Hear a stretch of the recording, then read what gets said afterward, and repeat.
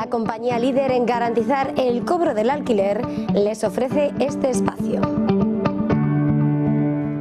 Muy buenas tardes, bienvenidos de nuevo a Negocios Televisión, bienvenidos al espacio informativo. Mirando la actualidad comienzan las noticias del día. El foco puesto en Venezuela, en la alerta máxima en Israel. Se espera un ataque en las próximas horas por parte de Irán y también pendientes del mayor intercambio desde la Guerra Fría entre Rusia y Estados Unidos. Ojo, porque en los próximos minutos se espera una comparecencia por parte del presidente Joe Biden. Empezamos mirando a Venezuela, en concreto a Argentina. Su gobierno ha manifestado este jueves que está convencido de que los opositores venezolanos en la embajada argentina en Caracas estarán a resguardo bajo la bandera brasileña después de que los diplomáticos de Buenos Aires fueran expulsados por el gobierno de Nicolás Maduro. En concreto, dice literalmente el propio Adorni, el portavoz argentino: entendemos que por supuesto van a estar a resguardo, y de ahí la importancia y de ahí también el agradecimiento que tenemos para con Brasil con respecto al cuidado que van a tener de nuestras responsabilidades allí en Venezuela. Es lo que apuntaba el portavoz del presidente Javier Milei en la rueda de prensa habitual en la sede del Ejecutivo argentino. Añade que están convencidos de que van a estar a resguardo después del hostigamiento de la embajada argentina en Caracas durante los últimos días. Argentina retira sus diplomáticos, pero confía en Brasil. Mientras tanto, Maduro acusaba a los medios internacionales de promover la guerra civil en su país. Precisamente hablaba de las amenazas por parte de Estados Unidos y dice que Occidente no acepta que Venezuela frene su proyecto autónomo e independiente. Escuchamos las palabras de Maduro hablando de la amenaza de una guerra civil. El día de los cobardes. Pero si el imperio quiere avanzar en su plan criminal, nosotros defenderemos nuestra patria y defenderemos y protegeremos a todo un país, a todo un pueblo. Porque todo lo que he hecho en las horas que han transcurrido ha sido por defender el derecho del trabajador, la trabajadora, el comerciante, el empresario, el hombre y la mujer de a pie, de estar en su casa tranquilo, de salir a trabajar, de salir a producir, de vivir en paz y tranquilidad. Y vaya que lo estamos logrando. Quiero agradecer a las fuerzas policiales, a la Guardia Nacional, a las fuerzas militares y al Poder Popular, porque Venezuela a esta hora que estoy hablando está en paz. Que está en el centro de la atención internacional por la proclamación de su victoria en las elecciones presidenciales del país por parte del CNE, que por cierto iba a hablar eso de las 4 de la tarde y finalmente ha vuelto a cancelar precisamente pues la documentación. Supuestamente iba a presentar las actas oficiales de las papeletas. La decisión provocó protestas de la oposición, que volvió a publicar actos en su poder que demostrarían una gran victoria de su rival Edmundo González Urrutia. En las últimas 48 horas, en las posteriores a las elecciones, se ha registrado al menos 20 víctimas en todo el país. Mientras tanto, el secretario de la Organización de Estados Americanos adelantó este miércoles que va a presentar cargos ante la Corte Penal Internacional con sede en La Haya para que impute y emita una orden de arresto contra Nicolás Maduro por el baño de sangre en Venezuela, donde una veintena de personas han muerto en protestas por su reelección. Decía Almagro: Maduro prometió un baño de sangre y lo está haciendo. Es el momento de presentar cargos de imputación y orden de captura por parte de la Corte Penal Internacional contra los principales responsables, incluido el propio Maduro. Organizaciones internacionales en defensa de los derechos humanos han condenado los altos índices de represión y violencia en Venezuela, exigiendo a las autoridades garantizar el derecho a la protesta y el respeto de los derechos de los venezolanos, elementos esenciales en la democracia. Afirman en un comunicado en el que muestran su preocupación por las detenciones arbitrarias y la criminalización de la protesta en un contexto preelectoral y postelectoral en Venezuela marcado por la represión y múltiples violaciones a los derechos humanos, incluyendo, dice, un grave patrón de detenciones por razones políticas, muertes potencialmente ilícitas, restricción a la libertad de prensa y cortes de Internet. Y seguimos mirando a Venezuela, mirando a la reacción internacional. Estados Unidos ha anunciado este miércoles que reconoce al candidato opositor de Venezuela, Edmundo González, como ganador de las elecciones presidenciales, aseverando que las pruebas irrefutables de las actas muestran que derrotó a Nicolás Maduro con millones de votos, si bien la autoridad electoral no ha publicado por el momento las actas de los comicios. Así lo hacía saber el subsecretario de Asuntos del Hemisferio Occidental del Departamento de Estado estadounidense, Brian Nichols, ante los Estados miembros de la Organización de Estados Americanos, el organismo que celebraba este miércoles una reunión extraordinaria respecto de la situación en Venezuela, donde las protestas contra el chavismo se han saldado con al menos 20 muertos y más de 1000 manifestantes detenidos. Precisamente sobre esta cuestión hablaba John Kirby, portavoz de la Casa Blanca, que advertía de que la paciencia de Estados Unidos se está agotando. Escuchamos. Venezuela too, before we can get into any of that, I want to note that our patience and that of the international community is running out. It's running out on waiting for the Venezuelan electoral authorities to come clean and release the full detailed data on this election so that everyone can see the results. You may have seen the Carter Center, an independent observer, just earlier this morning released a report stating that... Otro de los protagonistas de la tensión en Venezuela está siendo el magnate Elon Musk, que el martes protagonizó una trifulca en las redes con Nicolás Maduro y además este miércoles acepta el reto del mandatario venezolano y dijo estar dispuesto a luchar contra Maduro, a quien definió como un tipo corpulento que seguro sabe cómo pelear. Fue Maduro quien el martes, tras calificar al propio Elon Musk de su nuevo archienemigo, le dijo en un acto público lo siguiente. Le decía: Elon Musk, quien se mete conmigo se seca, ¿quieres pelea? No te tengo miedo, donde quieras, si tú quieres, yo quiero. Así el miércoles aceptó el propio Musk la pelea en su cuenta de X, estableciendo sus condiciones. Decía que si él gana, Maduro debe dimitir y que si gana Maduro le invita a un viaje gratis a Marte, en alusión a su empresa SpaceX. Elon Musk respondía así en X a una encuesta en la que sus seguidores pueden votar quién cree que ganará este combate. En Colombia, el presidente colombiano Gustavo Petro ha defendido este jueves que los venezolanos deben llegar a un acuerdo para detener la violencia y salir de la crisis en la que está inmerso el país tras las elecciones presidenciales del pasado domingo, cuyo resultado oficial ha sido cuestionado por la oposición y parte de la comunidad internacional. Decía Petro: no es un gobierno extranjero el que debe decidir quién es el presidente de Venezuela, es a los venezolanos a quienes corresponde llegar a un acuerdo político para que cese la violencia en su país y establecer la forma transparente como se puede adelantar un escrutinio con garantías para todos. Es lo que manifestaba en X. El mandatario colombiano respondía así a un mensaje de la líder opositora María Corina Machado, que el miércoles se refería también en X a la sesión extraordinaria del Consejo Permanente de la Organización de Estados Americanos, en la que fracasó una resolución que exigía a Venezuela revelar las actas de las elecciones. Precisamente la propia Machado ha vuelto a responder a Gustavo Petro, que decía, como les contábamos, que no es un gobierno extranjero el que debe decidir quién es el presidente de Venezuela. Decía que es a los venezolanos a quienes corresponde llegar a un acuerdo político para que cese la violencia en su país y establecer una forma transparente para adelantar un escrutinio con todas las garantías. La propia líder de la oposición, María Corina Machado, ha respondido a Petro. Dice lo siguiente, dice: así es, señor Petro, y el pueblo de Venezuela ya decidió. Decía que hoy esto lo saben todos los venezolanos y el mundo entero y que puede constatarse el acta de votación en la página web, precisamente a la que aludía la propia Machado. Responde al presidente colombiano, dice que el pueblo de Venezuela ya decidió.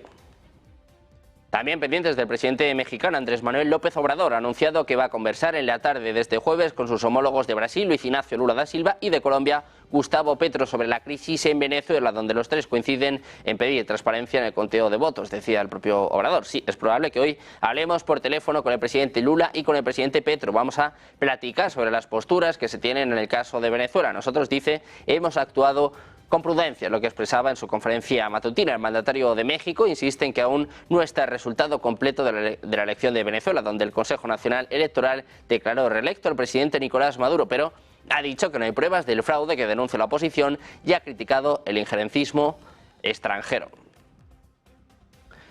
Y mientras tanto, el mundo contiene la respiración ante las consecuencias que pueda tener el asesinato en Irán de Ismail Haniyeh, el líder de Hamás, a manos de Israel. Como les venimos contando, hay filtraciones que dan miedo. El líder supremo iraní, el ayatolá Ali Khamenei, ha emitido una orden para atacar directamente a Israel en represalias, lo que afirman funcionarios iraníes que hablaban con el diario norteamericano The New York Times. Para Irán, el ataque contra Haniyeh, en el que también ha perdido la vida su guardaespaldas, supone una grave humillación por el fallo que supone de sus servicios de inteligencia, cuando precisamente Haniyeh estaba visitando su país. Khamenei ha dado la orden rápidamente. Lo hizo ayer en una reunión del Consejo Supremo de Seguridad Nacional de Irán, poco después de anunciar que Haniyeh había sido asesinado. Los tres funcionarios que hablaron con New York Times confirmaban la orden, pero no el cuándo. Sin embargo, Israel ya está en alerta máxima. Se espera el ataque para las próximas 48 a 72 horas. Precisamente Irán sigue amenazando a Israel, dice que va a recibir una dura respuesta por la liquidación del jefe del Politburó de Hamás, Ismail Haniyeh, es lo que afirma el comandante en jefe del ejército iraní, el teniente general Abdurrahim Musavi. Dice que Israel va a recibir una bofetada que será una represalia por el crimen que cometió, es lo que apuntaba el canal de televisión estatal IRIF en la ceremonia de despedida de Haniyeh en Teherán. Como dijo en la misma ceremonia el comandante del cuerpo de la Guardia Revolucionaria Islámica, las unidades de élite de las Fuerzas Armadas iraníes, el teniente general Hossein Salami, hasta ahora dice ni una sola acción del régimen sionista ha quedado sin respuesta. Mientras tanto, el líder de Hezbollah, Hassan Nasrallah, ha dicho en su discurso este jueves que la organización habría admitido si hubiera cometido un error que llevó a la muerte de 12 niños en un ataque en los altos del Golán controlados por Israel. Decía, somos lo suficientemente valientes como para admitir que llevamos a cabo un ataque. El enemigo nos culpó rápidamente sin aportar pruebas. Añadió que el ataque israelí a Beirut, que Tel Aviv calificó como represalia, no tuvo nada que ver con él. Decía, estamos pagando el precio de nuestro apoyo a Gaza y cientos de nuestros mártires han muerto, incluidos civiles. También afirmó que Israel cruzó una línea roja y que el conflicto en la región está entrando en una nueva etapa con los ataques occidentales en Hodeida, en Yemen, los ataques israelíes en Beirut y el asesinato del líder político de Hamas, Ismail Haniyeh, en Teherán. Mientras tanto, el primer ministro de Israel, Benjamin Netanyahu, dice que está preparado para atacar y que exigirá un alto precio por cualquier agresión. El primer ministro de Israel, Benjamin Netanyahu, ha dicho este jueves que Israel está en alerta máxima y preparado para cualquier escenario, tanto en defensa como en ataque. Decía literalmente, exigiremos un precio muy alto por cualquier acto de agresión contra nosotros desde cualquier frente. Precisamente miramos a la muerte del líder de Hamas. Les contamos que Haniyeh murió a causa de un artefacto explosivo colocado semanas antes. Es lo que informa New York Times. El líder de Hamas, asesinado en Teherán, fue precisamente asesinado por un artefacto explosivo introducido de forma secreta y enterrado semanas antes en el complejo de alojamiento donde se alojaba, y no se trataba de una bomba, es lo que informa New York Times basándose en 8 fuentes de inteligencia iraníes, estadounidenses y de Oriente Próximo. El artículo, que también llevaba la firma del periodista Yediot Aharonot, informaba de que el explosivo fue detonado a distancia tan pronto como se supo que Haniyeh estaba en la habitación. Según el Times, los funcionarios iraníes citados en el artículo no saben cómo ni cuándo se colocó la carga en la habitación. Mientras tanto, estamos pendientes del ataque a Israel. Las aerolíneas del grupo alemán Lufthansa, debido al empeoramiento de la situación en Oriente Medio, han suspendido los vuelos a Tel Aviv hasta el 8 de agosto y prolongan la suspensión de vuelos a Beirut hasta el próximo día 12, es lo que informan varios corresponsales, en concreto hablando con el servicio de prensa de Lufthansa. Dicen que debido a la situación actual han vuelto a ajustar sus operaciones en Oriente Medio, que la cancelación de vuelos a Beirut se va a prolongar una semana hasta el 12 de agosto. Inclusive añade que todos los vuelos de pasajeros y de carga a Tel Aviv se suspenderán temporalmente desde la tarde del jueves 1 de agosto hasta el 8 de agosto. Inclusive al mismo tiempo la compañía aérea ofrece cancelación o cambio de reserva de billetes gratuitos a los pasajeros afectados por dichas medidas. Y por su parte, Estados Unidos ha desplegado al menos 12 buques de guerra en Oriente Medio, incluido el portaaviones US Theodore Roosevelt, equipos de asalto anfibio y más de 4.000 marines y marineros en respuesta a la escalada de tensiones en la región tras los asesinatos del líder de Hamas, Ismail Haniyeh, en Teherán, y del jefe militar de Hezbollah, Fouad Shukr. Es lo que informa este jueves Washington Post, citando funcionarios del Pentágono. Según el informe, se han posicionado destructores tanto en el Golfo Pérsico como en el Mediterráneo Oriental. Estados Unidos ha redirigido sus buques de guerra desde el Mar Rojo, donde combate los ataques con misiles y drones de los hutíes en Yemen para proteger a los buques comerciales y apoyar a Israel. Precisamente el presidente de Estados Unidos, Joe Biden, y el primer ministro israelí, Benjamin Netanyahu, tienen programada una llamada para este jueves para discutir los crecientes acontecimientos violentos en Oriente Medio, que están generando preocupación internacional sobre la estabilidad de la región, en particular involucrando al ejército israelí, Hamas y Hezbollah. Como informaba Axios, un funcionario de la oficina de Netanyahu confirmó la convocatoria en la agenda. La conversación entre ambos líderes se produce en un momento crucial en el que los líderes regionales e internacionales están alzando la voz para pedir a los directamente implicados en el conflicto que mitiguen la crisis en la región, que sigue afectando a los civiles. Poco antes del informe, el líder de Hezbollah, Hassan Nasrallah, subrayó que Israel cruzó una línea roja después de los ataques en Beirut y el asesinato del líder político de Hamas, Ismail Haniyeh, en Teherán. Mientras tanto, el embajador ruso en Israel, Anatoly Viktorov, ha dicho este jueves que cree que Estados Unidos fue informado sobre los planes y acciones de Israel en Irán, que resultaron en el asesinato del líder de Hamas dice que, dado el nivel de las relaciones bilaterales entre Estados Unidos e Israel, puede asumir que fueron informados hasta cierto punto y tal vez incluso involucrados de alguna manera. Además, el enviado señaló que el asesinato de Haniyeh reducirá la posibilidad de un acuerdo de alto el fuego y toma de rehenes entre Israel y Hamas, ya que el líder asesinado del grupo militante era una figura importante en las negociaciones. También destacó que la situación actual en Oriente Medio es peligrosa y extremadamente crítica. Pendientes de Oriente Medio, de nuevos ataques por parte de Israel, el mayor intercambio de prisioneros desde la Guerra Fría entre Rusia y Estados Unidos. Una pausa, unos minutos y enseguida se lo contamos en Negocios Televisión.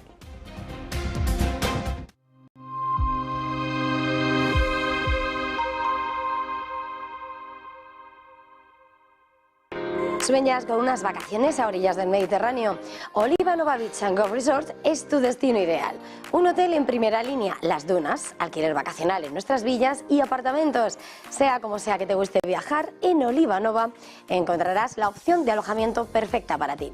El resort para los deportistas. En Oliva Nova encontrarás instalaciones deportivas como un campo de golf de 18 hoyos diseñado por el legendario Seve Ballesteros, 7 pistas de pádel al aire libre, rutas en parajes cercanos como el Parque Natural del Montgó y la Marjal Pegoliva, y la posibilidad de practicar deportes acuáticos en las cristalinas aguas del mar Mediterráneo. El resort para los foodies. En Oliva Nova podrás disfrutar de la buena mesa y saborear el Mediterráneo en todos sus restaurantes, a platos de autor con ingredientes cuidadosamente seleccionados, deliciosas paellas, recetas locales y producto de cercanía. Y todo ello regado con un buen vino. El resort para los que buscan desconectar. En Oliva Nova todos encontrarán una manera para evadirse de la rutina. Los más pequeños de la casa podrán disfrutar de los diferentes programas de animación infantil y un oasis de relajación para los no tan pequeños. Un circuito spa, sauna, masajes y tratamientos de belleza. No se nos ocurre un escenario mejor, una playa de fina arena blanca, aguas cristalinas y poco profundas, protegida por dunas naturales. Además de encontrar todo lo que necesitas para unas vacaciones perfectas, te ofrecemos un 15% de descuento exclusivo para ti. Reserva ahora en www.olivanova.com con el código promocional NEGOCIOSTV y disfruta de tus vacaciones en la playa al mejor precio. Oliva Nova, el resort de las experiencias.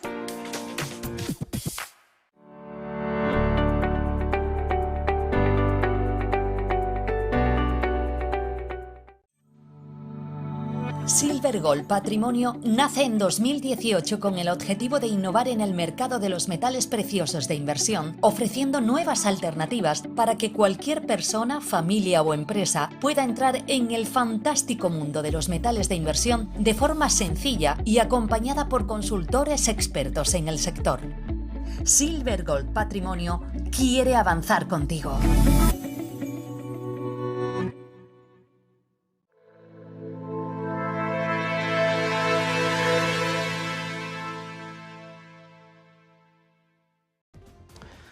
De vuelta en Negocios Televisión, pendientes de nuevo de la actualidad, seguimos poniendo el foco en Israel. Les contamos que la CFDI ha confirmado durante este jueves que eliminaron a Mohammad Deif, comandante del ala militar de Hamas, las brigadas Al-Qassam. El ejército israelí atacó a Deif en Yan Yunis el 13 de julio, pero hasta ahora no se había confirmado la muerte del comandante de 58 años. Un miembro anónimo del grupo militante afirmó que anteriormente el hombre más buscado de Israel sobrevivió al ataque. Sin embargo, su muerte supone la muerte del líder de Hamas de más alto perfil desde que comenzó la guerra en Gaza el pasado mes de octubre. Se cree que Deif jugó un papel clave en la planificación del ataque del 7 de octubre contra Israel. Ya ha estado involucrado en numerosos actos terroristas contra Israel en los años previos al estallido del conflicto. En concreto, el comandante de Al-Qassam, a quien el ministro de Defensa, Yoav Gallant, calificaba como el Osama Bin Laden de Gaza, también habría colaborado estrechamente con el líder de Hamas en Gaza, en concreto con Yahya Sinwar, según apuntan las propias FDI en un comunicado.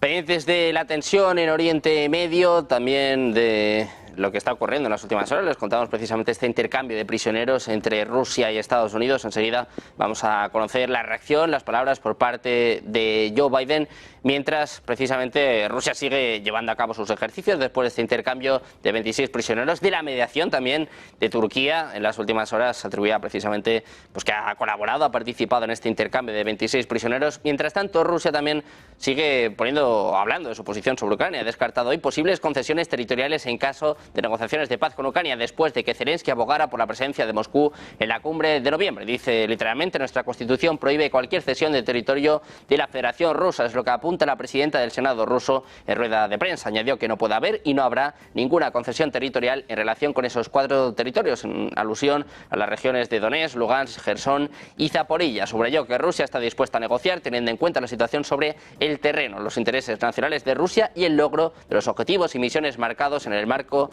de la operación militar especial.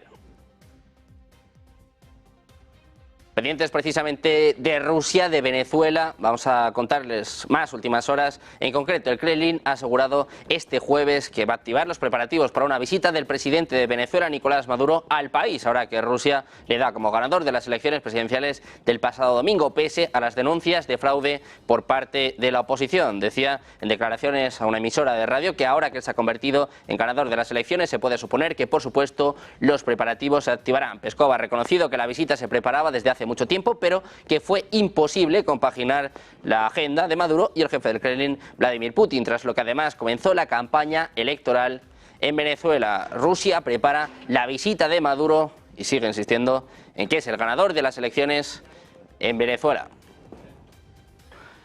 También estamos pendientes un día más de la actualidad en torno a los BRICS. Siguen sumando nuevos miembros a su alianza. En concreto, les vamos a contar que un país europeo ha dado el paso. Un país, además, ya les podemos adelantar, bastante cercano a Rusia. Bielorrusia es el país de Europa del Este que va a buscar unirse a la alianza en 2024. El presidente Alexander Lukashenko ha dicho que están listos para unirse al proceso de integración en el marco de los BRICS. Explicó que pueden ayudar a Bielorrusia a reactivar su economía y mantener un equilibrio comercial y financiero. Subrayó que la adhesión a la alianza BRICS va a contribuir a aportar estabilidad a su economía nativa. Dice literalmente: estamos interesados en participar en los procesos de integración en ese espacio. Los BRICS son otra base que nos ayudará a mantener el equilibrio y la estabilidad económica, es lo que apuntaba el presidente a Belta News. Si Bielorrusia se incorpora a la alianza, muchos más países de Europa del Este podrían sumarse a la iniciativa. Por ejemplo, los BRICS podrían usar a Bielorrusia para penetrar en Europa del Este y lograr que otros países en desarrollo liquiden sus transacciones comerciales en monedas locales. El dólar seguirá en peligro si muchos más países comienzan a cortar sus vínculos con esa moneda. También miramos a empresas españolas. Les contamos que IAG renuncia a comprar Air Europa por las exigencias de Bruselas a la cesión de rutas. El grupo aéreo vuelve a renunciar a la compra de Air Europa, como ya pasará en 2020. La matriz de Iberia, Vueling y British Airways ha renunciado a la compra de la aerolínea de Globalia, a la que va a abonar 50 millones de euros en compensación por la ruptura del acuerdo. Lo hace tras constatar que la Comisión Europea no estaba dispuesta a autorizar la operación, al considerar que generaría problemas de competencia en rutas domésticas, insulares, europeas y transoceánicas hacia América del Sur y del Norte. Dice literalmente, creemos, en un comunicado, la CNMV dice que cree que esta es la mejor decisión para proteger los intereses de sus accionistas. IAG sigue comprometida con su estrategia, que incluye competir eficazmente desde su hub en Madrid, una estrategia que está dando resultados positivos. Añade que seguirán desarrollando su presencia en Madrid de manera que el hub pueda competir con los mayores aeropuertos de Europa. La propuesta de IAG, propietaria del 20% de Europa, tras convertir un crédito de 100 millones concedido durante la pandemia, contemplaba comprar el 80% del capital de la aerolínea de los Hidalgo, que todavía no controlaba. La matriz de Iberia continuará manteniendo su posición, dice, y no tenemos ninguna intención de venderlo. Como les contamos, IAG renuncia de nuevo por segunda vez a comprar Air Europa por la cesión, por la presión, por las exigencias de Bruselas. SEAG, la compañía líder en garantizar el cobro del alquiler, les ha ofrecido este espacio.